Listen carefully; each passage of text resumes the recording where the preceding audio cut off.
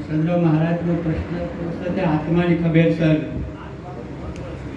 મહત્વ શું છે એ ખબર મને જેને ખબર હોય આત્માની કે હકીકતમાં જે વસ્તુની વ્યાખ્યા થાય એવી નથી એ વસ્તુઓને તમે વાગોળ કરશો પ્રશ્નો ઉપસ્થિત કરશો તો તમે જ કહેશો કે ઉકેળો ફેદવાથી કાપા તમારી વસ્તુનો કોઈ કરી શકાય એવું નહીં એના વિષયના પ્રશ્નો શું જ નહીં આત્માનું મહત્વ શું છે બ્રહ્મનું મહત્વ શું છે આ બધું વસ્તુ એક જ હોય તો એનું મહત્વ બીજું કશું હોતું નહીં તમે છો એ જ મહાનમાં મહાન મહત્વ છે તમારા સિવાય બીજું કોઈ મહત્વ છે નહીં તમે છો જ મહત્વ તમારી સાબિતી જ બતાવો છો તો આત્માનું મહત્વ એ જ છે તમે છો બીજું તો શું મહત્વ બતાવો છો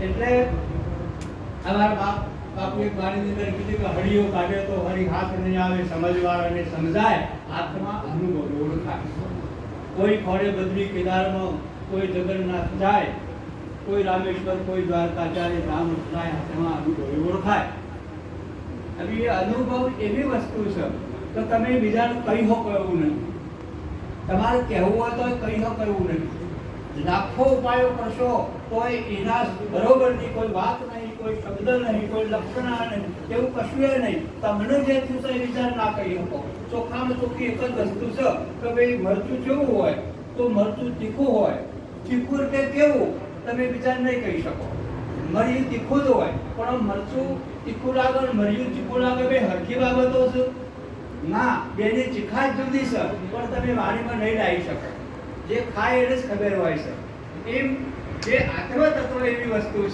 છે એક સદગુરુ એક સલામ બનાવીને લક્ષણાએ તમને પહોંચાડી દીધા એના પછી બસ એ તમારો પોતાનો જ વિષય છે તમારા સિવાય બીજી કોઈ વાત વિગત છે નહીં પછી તમે જે કોઈ એન કેન પ્રકારેનો લક્ષણો બતાવો એની વાતો બતાવો એના ચિહ્નો બતાવો બરાબર છે પણ જે તમારી પોત તત્વ પોત જ્ઞાનેન્દ્રિયો પોત કર્મેન્દ્રિયો તમારો ચાર અંતઃકરણ એક એનો કોઈ વિષય જ નહીં જેનો વિષય નહીં એ પછી એનાથી તો વર્ણન કરવા શું કરી શકશે જેનો વિષય જ નહીં એ શું કરી શકે વર્ણન એનો વિષય નહીં એ વર્ણન જ ના કરી શકો એટલે આ અનુભૂતિનો વિષયનો તમારું જેવું થયું છે એના ઉપર આધાર છે તમારું જેવું થયું છે એના ઉપર આધાર છે પછી હલવેલે થાય આગુ પાછું બધું થાય પણ તમારું થયું એના ઉપરથી જેમ પુરંદર મહારાજે કીધું કે આ વાણી નિરજ બાપુની વાણી છે કે હમ હે જો કી અલગ અનાદિ એટલે યન એક જ શબ્દનું છે કે હમ એટલા તમે જો બધું પૂરી બધું પટી ગયું ને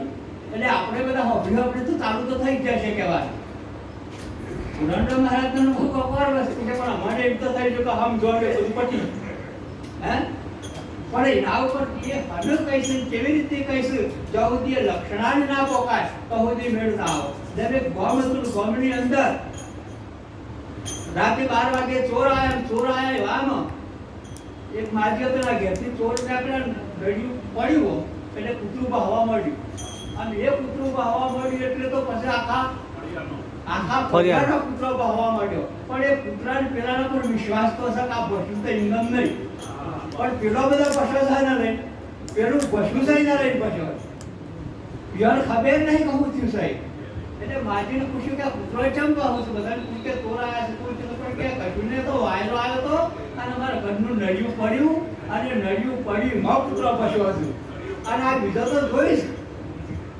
એટલે આપણે જોઈ જઈને કે આ વાતો ખરેખર જે તમારે થયું એ વાતમાં હિલચાલ કરશો તો કોઈ દાડો મેળ નહીં આવે હા અસે આપણો બાપુ સાહેબે પાણીનું કીધું અરે હતું અવળું કરું ગુરુ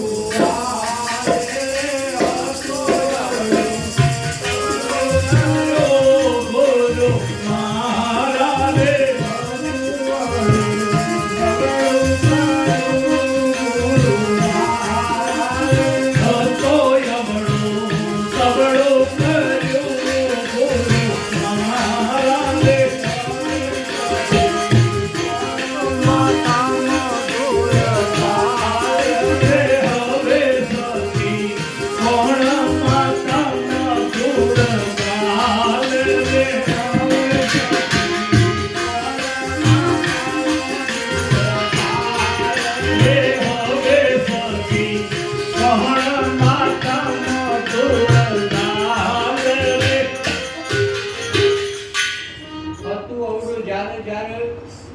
વ્યક્તિનો કોઈ જન્મ થાય તો એનો કોઈ આવી નામ કે જાતિ કે વર્ણ કે સ્ત્રી કે પુરુષ કે જ્ઞાની આવું કોઈને લાગતું નહીં હોતું, પણ જેમ જેમ એ વ્યક્તિ ઉંમર લાયક થાય ને જેમ જેમ એને સમજાવવામાં આવે એ બધી વાતોનો થોપ કરવાથી એને આ બધી વાતો પકડી ગઈ. આમ આ વાતો પકડી જઈશે અને એને એના સ્વરૂપમાં લઈ જવો છે. અવળું હતું અવળું પણ હવળું કરી ગુરુ મહારાજે. અવળું જે હતું એ વાત પકડાઈ જઈ હતી. એ વાતને પાછી ગુરુને લાવવા માટે આખા બુદ્ધની તમારી જેટલી પ્રક્રિયાઓ હતી, જેટલી વસ્તુઓ લાઈ તમને નક્કી કરાવવામાં આવી. તમે જો તમારી વર્તી પદાર્થને ચોટી છે, એ પદાર્થને વખોડવા માટે આપણા સંત મહાપુરુષોએ આખા બધી વસ્તુઓ લાવી અને તમને તોથી ઉપાડી અને તો લઈ જવામાં આવ્યા, તોથી ઉપાડી તો લઈ જવામાં આવ્યા છે. બધી વાતો નક્કી કરાવી છે. હવે એ તમે બોધ સિવાય બહાર જાઓ, બોધ સિવાય બહાર જઈને ફરશો તો નહીં મેળાવે. સદગુરુની વાતથી ખસીને તમે કોઈ પણ કરશો તો નહીં મેળાવે, કોઈ તારો નહીં મેળાવે. એક વાત. બીજી એક વાત, તમારું જે બાપુએ કીધું કે હમ હે યોગી અલાખાનાજી પારી બ્રહ્મ સે હે પારા, નામ રૂપ ગુણ નહીં અમારે કબુ ના ગરુ મેં આવતા. તમારા નામની જ પારખ કરાય કે બીજા નામની? બલજીરામને જ પારખ કરાય છે સાહેબ, પણ બલજીરામ જે જગ્યાએ ચોટી જતા એનું ખબર નથી અને એ વસ્તુથી પદાર્થથી વખોડી અને તમારી મૂળ વસ્તુ સ્વરૂપમાં સદગુરુએ તોથી ઉપાડી તો લઈ જવા માટે આ બધી ક્રિયાઓ કરી છે. અને એ વસ્તુ તમારા બધું એકમાં લઈ જઈ અને તમે જો તન આલ્યું હોય, મન આલ્યું હોય, ધન આલ્યું હોય, બધું આલ્યું હોય તો આલ્યું કે નહીં? આલનાર તો કોઈ કશે ને. આલનાર કોણ છે? એનો નક્કી થઈ જાય, તે પેલો જ છે, બીજો કોઈ છે નહીં. બે વસ્તુ ઊભી કરશો તો જ ઉપાધિ છે. હું એ બે ના હોય, નોમે બે ના હોય. એ કલ્પના વાળું નામ છે, કલ્પના વાળા નામને જ બ્રહ્મ બનાવી દીધું સાહેબ. આ સદગુરુની પ્રક્રિયા, સદગુરુનો પ્રતાપ છે સાહેબ, કે એ વસ્તુની એટલે ફિટ કરાવી દે. બાકી જગત તો બધું તમારે બબે વાતો ઊભી કરવાનું જ છે, બબે વાતો દેખાવાની જ છે. તમે જો ઘણી વખત એક દ્રષ્ટાંત કહું છું. તમે પેન હોય અને પેનમાં સહી પૂરો અને સહી પૂરી અને એકડો લખો તો એકડો હાચો છે કે સહી સાચી છે? તમને એકડો હાચો લાગે, સહી સાચી લાગે? સહી સાચી લાગે. સહી નિરાકાર છે, પણ એકડો તમે લખો તો એ આખો એકડો આકાર વાળો થાય કે નહીં? એકડાનું નામ રૂપનું ગુણ આવો કે નહીં? એકડો સહીમાંથી જો કોઈ સહી નિરાકાર છે, એકડો કરો એટલે એકડો આકાર વાળો થાય, આકાર વાળો થાય એટલે એને નામ રૂપનું ગુણ લાગે. એ નામ રૂપનું ગુણમાં તપાસ કરો તો તમે જોવો તો એ સહી સિવાય બીજું કોઈ નહીં, સહી સિવાય બીજું કોઈ નહીં. પણ તમારી બે બાજુ દ્રષ્ટિ થઈ છે, એને સદગુરુ એક જ દ્રષ્ટિએ એક જ બાજુ લાવી દે. આ તો સદગુરુની યુક્તિ હતી. પણ આપણે બોધ લેવા જાય ને એ દાડો કોક થવા જ જતા. ભગત કે છે તો કિલો મટાડી લઈશું, તો આચાર્ય કીધું કોકનું કોક કરવા જાય એટલે બોધ બેઠો નહીં. વાત સદગુરુની સમજણમાં આવી નહીં. એટલે સદગુરુની વાત સમજણમાં ના હોય તો આવા પ્રસંગો થાય, આવું ભજન સત્સંગ થાય.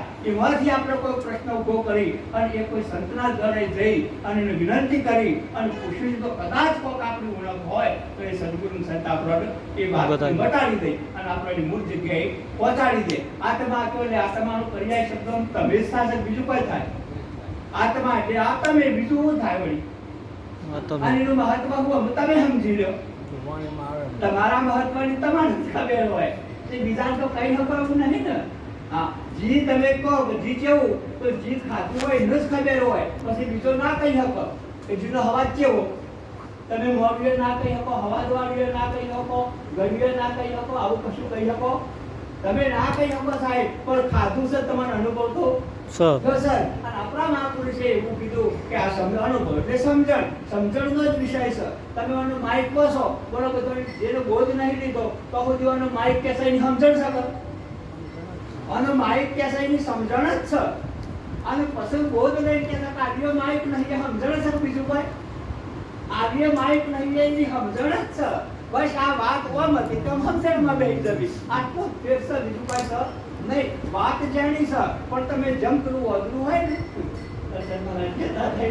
વાકણ પછી બીજો અધરો મટવા ના દી એટલે ખુદ શુદ્ધ કરવાનું એને મટાડી દેવાની વાત કરવાની. સદગુરુની દવા, સદગુરુની ઔષધિ એવી છે કે સાહેબ એકથી ઝટાકા ભેગું તમારે મટાડી દઈ. ઓપરેશન કરવું પડે એટલે કરવું જ પડે, એમાંથી બગાડ નીકળી જાય તો જે પાકર નહીં, તો જે ટોકા ના પાકી ગોળી આલવી પડે. એવી ગોળી આલતા બધું મટી જાય એવું એકદમ સર. આટલું બોલી મારી વાતને પૂરી કરું. બોલો સદગુરુ મહારાજ કી જય. વજીરાવ મહારાજે તારે દેવદાવ મહારાજના એ વાત કરી, આતમ બે નથી, મારો આતમ જુદો, આતમ જુદો નથી.